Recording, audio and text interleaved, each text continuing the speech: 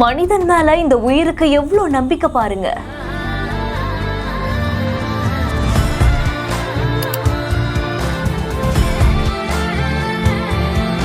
மலபார் அணிலுக்காக தினமும் இளநீர் வெட்டும் பொள்ளாச்சி தம்பதியினர்.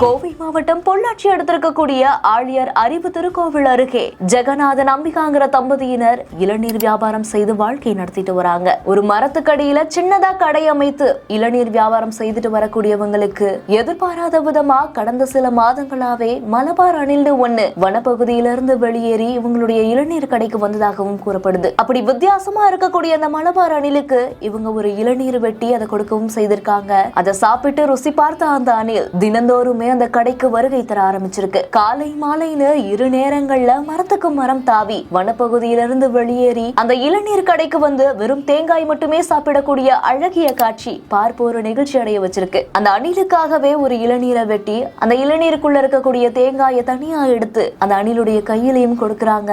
அது அவ்வளவு நம்பிக்கையோட அவங்களுடைய கைகள்ல இருந்து வாங்கி சாப்பிடவும் செய்து இந்த ஒரு காட்சி பார்ப்போரை ஆச்சரியப்படுத்தி இருக்கு. இந்த செய்தி குறித்து உங்களுடைய கருத்துக்களை கீழே ஷேர் பண்ணுங்க. மேலும் செய்திகளை உடனுக்குடன் தெரிந்து கொள்ள பிஹைண்ட் இட்ஸ் நியூஸ் வாட்ஸ்அப் சேனலுடன் இணைந்திருங்கள். இந்த செய்திகளை வழங்கியோர் GT holidays, midway hospitals, Aaliya cotton, தோத்திஷன் ஷர்ட்ஸ்.